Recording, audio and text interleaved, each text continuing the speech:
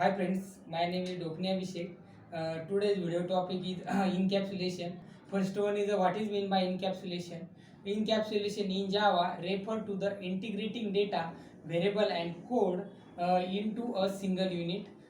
In encapsulation, a class variable are hidden from other classes and can be accessed by method of the class in which they are found.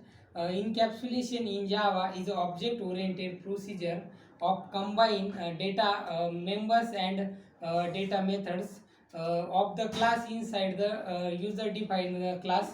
It is important to declare this class as a private. Needs of encapsulation in Java. Encapsulation improve the procedure of coding of a whole new level. We need encapsulation in Java for various reasons.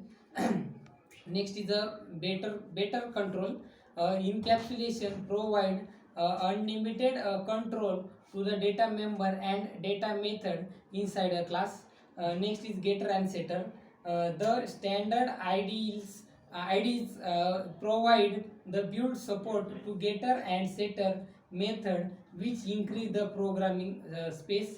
Next is the security. Encapsulation prevent access to the data member and data method by any external classes. The encapsulation process is improve the security encapsulated in the data. Next is the flexibility. Change the made to one part of code to be successfully implemented without affecting any other part of the code. Next is the data hiding in Java. Data hiding is a procedure done is avoid access to the data member and methods. There are logical implementation. Data hiding can be done by the using access specifiers.